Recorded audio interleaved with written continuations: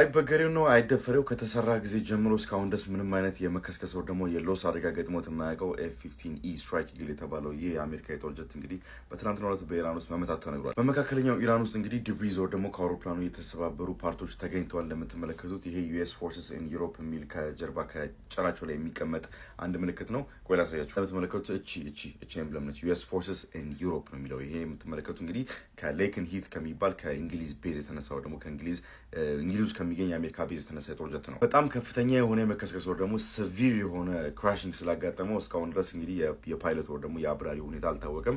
እንደምትመለከቱት በትንትኑ ነው የወጣው። አንዳንድ ፓርቶች እንግዲህ ተመርጠው ወጥተው F-35 ነው ወር ደግሞ F-35 ነው ተመቶ የጣለው ተብሎ ተነግሮ ነበረ። እንደምትመለከቱት F-35 ግን F-35 አይደለም፣ F-15 ነው። ፓርቶቹ ስብርባሪዎቹ እንግዲህ እንደምትመለከቱት ፎቶ የተነሱና ቪዲዮ የተቀረጹ በአሁኑ ሰዓት ላይ በአርጂሲ ቻናሎች ወር ደግሞ በኢራን ሪቮሉሽን ጋርድ ኮር በእነሱ ቻናሎች እየተለቀቁና ፖስት ተደረጉ ነው የሚገኙት። ከዚህ በላይ እንግዲህ ኤቪደንስ የለም። ያው የጀታቸው ጨራ እንዲህ ተሰብሮ ሴንትራል ኢራን ውስጥ ከተገኘ መቼም ወድቆ ነው ወር ደግሞ ተመቶ ተጥሎ ነው አምታችሁ ሰጣችሁ አይደለም። መቼም this is a big loss ለአሜሪካ because F-15 ነው እንግዲህ እስካሁን ድረስ ትልቅ ሪከርድ ይዞ የነበረው እስካሁን ድረስ ባትል ላይ አክቹዋል ውጊያ ላይ አየር ባየር ውጊያ ላይ ሳይቀር ተሳትፎ 104 የጦር ጀቶችን መቶ ጥሎ እስካሁን ድረስ መቶ ያልተጣለው ወር ደግሞ ተመቶ ያልወደቀው ጀት ተብሎ የሚቀመጠው እሱ ነበር። እንግዲህ አሁን ተከስሷል። ከተመታው የጦር አውሮፕላን ውስጥ እንግዲህ ራሱን ኢጀክት ያደረገው የF-15 የጦር ፓይለት በአሁኑ ሰዓት የጦር ጀት ፓይለት በአሁኑ ሰዓት ላይ በአሜሪካ ፎርሶች የተፈለገ ነው የሚገኝ። በትናንትናው ዕለት እንግዲህ ኢራን ውስጥ ተመቶ ከወደቀው የF-15 የጦር ጀት ላይ እንግዲህ ኢጀክት አድርጓል ተብሏል። ፓይለቱ የኢጀክተር ሲት ወር ደግሞ የፓይለቱ መቀመጫ ከነ ፓራሹቱ ተገኝቷል። እንግዲህ በእንትኑ አካባቢ ማለት በክራስ ሳይቱ አካባቢ እንደምትመለከቱት ይሄ እንግዲህ የኢጀክተር ሲት ወር ደግሞ ኢጀክት ያደረገበት ወንበሩ ሲሆን ከጀርባ የምታያቸው ደግሞ ይሄ ፓራሹቱ ምናምን ነው። ተመለከቱት እንግዲህ you can see it። ታዲያ በአሁኑ ሰዓት ላይ በኢራን ሰማዮች ላይ በጣም በከፍተኛ ሁኔታ ዝቅ ብሎ እየበረሩ የሚገኙ የአሜሪካ የጦር አውሮፕላኖች ይህንን ፓይለት ወር ደግሞ ይህን አብራሪ እየፈለጉት ነው የሚገኙት።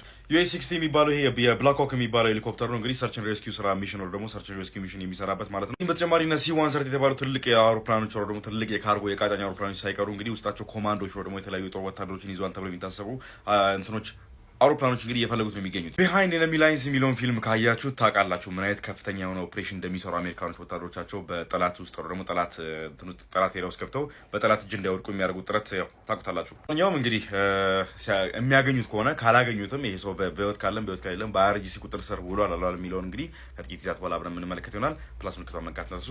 ይመቻችሁ። መልካም ቀን።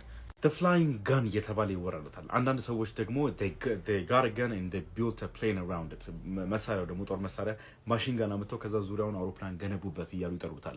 A-10 Warthog ወይ ደግሞ A-10 Thunderbolt የሚባለው የአሜሪካ CAS close attack ወይ ደግሞ close air support የሚባሉት ፕሌኖች መካከል የሚጠቀስ ነው። የምትመለከቱት ከጀርባ ማለት ነው። መሬት ላይ ያሉ ግራውንድ ትሩፖች እና መሬት ላይ ያሉ የተለያዩ ኦፕሬሽኖችን ለመስራት የሚያገለግል ሲሆን የመሬት ድብደባዎች ላይ ለማካሄድ ተመራጭ ነው። ታንኮችን በሏቸው የተለያዩ አርመር ቬሂክሎችን ህንፃዎችን ሳይቀር በፊት ለፊቱ በጋትሊንግ ገኑ ጋው 20 ነው የሚባለው መሰለኝ ጋው 8 ነው የሚባለው በሱ ማሽን ገን እንግዲህ ማፈራረስ ችሎበት። ታዲያ በዚህ አውሮፕላን ላይ የተገጠመውን ማሽን ገን ነው በዚህ አውሮፕላን ላይ የተገጠመውን ጦር መሳሪያው ተመለከቱት። ከአንድ ቮልስዋገን ቢትል እኩል ነው እንደምታዩት ማለት ነው። በጣም ትልቅ ነው። ኢትስ ሂውጅ ሄቪ ቪክሎች ነው ደግሞ ታንኮችን በሚበሳሳበት ሰዓት ላይ ታንኮችን እንደዚህ አድርጎ ነው የሚያስቀራቸው የምትመለከቱት። ይህ የጦር ጀት እንግዲህ የሁሉ ካፓቢሊቲ ያለው የጦር ጀት በትናንትናው ዕለት በስትሬት ኦፍ ሆርሙዝ ነው በሆርሙዝ ሰርጥ አካባቢ በኢራን የአየር መቃወሚያዎች ተመተው እንደወደቀ መረጃ ወጥቷል። ስለዚህ በአንድ ቀን ውስጥ በ24 ሰዓት ውስጥ 3 የሚሆኑ የአሜሪካ ሄሊኮፕተሮች በኢራን አየር መቃወሚያዎች ተመተዋል። F-15 A-10 Warthog እና US-60 የተባለው ሄሊኮፕተር ቅድም የነገርኳችሁ ማለት ነው። ፓይለቱ እንደተገኘና ከነበረበት ከተከሰከሰበት ፓይለቱ እንደተገኘ በህይወት እንዳለ ተነግሯል። he's accounted for ግን ፕሌኑ ያው ሙሉ በሙሉ ወድሟል። ሴንትራል ኮማንድ ያው እስካሁን ድረስ አላመነው። ሴንትራል ኮማንድ እስካሁን ድረስ አላወጣም። ይሄንን ግን ብዙ መረጃዎች ወጥተዋል በዚህ ጉዳይ ላይ በዚህ የጦር ጀት ተመታ የሚል ብዙ እንትኖች ወጥተዋል። ብቻ ሰዎች ይሄ ነገር ወዴት እየሄደ ነው የሚገኘው? በትናንትናው ዕለት በነበረ ጥቃትም ሌሊቱን እንግዲህ የአሜሪካ አንድ የጦር ጀት መከስከሱ ተነግሯል። ኢራን ኤር ዲፌንሶች ወደ በኢራን አየር መቃወሚያዎች ታርጌት የተደረገው F-16 የተባለ የጦር አውሮፕላን እንደምትመለከቱት ዲቢዮ ደግሞ ፍርስራሹ ድቅዳቂው በኢራን የታስኒም የሚባለው በዚህ ኒውስ ኤጀንሲ ፖስት ተደርጓል። ስለዚህ በ24 ሰዓት ውስጥ አራተኛ ኤርክራፍት ማለት ነው። በ24 ሰዓት ውስጥ አራተኛ ኤርክራፍት አሜሪካ ስታጣ this is actually crazy። አሜሪካ እንደዚህ በየቀኑ እንደዚህ በመልቲፕል ኤርክራፍት ስታጣ ከቪየትናም ጦርነት ጀምሮ አይ ቲንክ የሁለተኛው መሰለኝ የቪየትናም ጦርነት ሪከርዱ የቪየትናም ጦርነት በአንድ ቀን 11 አውሮፕላን መሰለኝ 11 ኤርክራፍት መሰለኝ በአንድ ቀን ያጣችው አሁን 4 ላይ ነች። ምን አይነት የአየር መቃወሚያ ምን አይነት ኤር ዲፌንስ ኢራን እንዳስገባቸው ደግሞ ኢራን እንደሰራች አልታወቀም። እንግዲህ ምን አይነት እንትን እንዳገኘች አልታወቀም።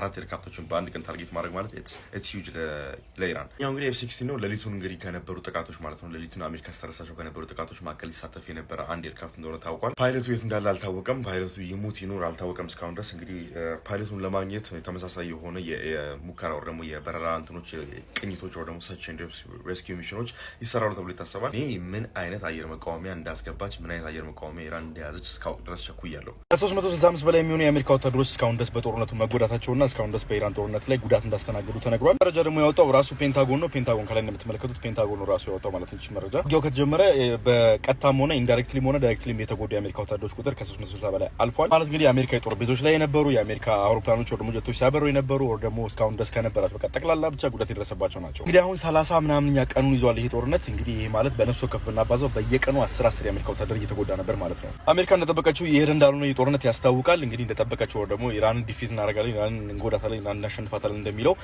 እንደዛ አይደለም እየሄደች ያለችው። ለማንኛውም ቅድም የኤፍ16 ነው ደግሞ ኤፍ16 ተከስቷል። የኤፍ16 ኢንጂን ነው እየተባለ የነበረው የራሷ የኢራን ሚሳኤል እንደሆነ ታውቃል። እንደምትመለከቱት እንግዲህ ያው እንደምታዩት እንዳለ ቡስተሩ ምናምን እንዳለ ተገኝቷል። እንዳለ የምትመለከቱት ቡስት ያደርግበት የነበረው አካል የኤፍ16 ኢንጂን ነው ተብሎ የነበረው አካል እንግዲህ የሚሳኤል ፓርት እንደሆነ ታውቋል፣ ተረጋግጧል። ኤፍ16 ተመታ ብሎ ሲያወራ የነበረው እንግዲህ ታስኒም ኒውስ የሚባለው የራሱ ከአርጂሲ ጋር ደግሞ ከኢራን ሪቮሉሽን ጋርድ ኮር ጋር ግንኙነት አለው ተብሎ የሚታሰበው የሚዲያ ቻናል ነው። መረጃ እንግዲህ እንደምትመለከቱት የፀሐይ ከቨር አድርጌ ነው እንግዲህ እንትን እያልኩላችሁ የሚገኘው በጣም በከፍተኛ ሙቀት ነው የሚገኘው አዳማ ከተማ ነው የሚገኘው። እንግዲህ ሌሎቻችሁ ናችሁ እንግዲህ ይሄን ቪዲዮ ከአዳማ እየተከታተላችሁ የምትገኙት ይሄን ሙቀት እየቻላችሁ ያላችሁት እንግዲህ ኮሜንት ላይ ጻፉልኝ። ይመቻችሁ። መልካም ቀን።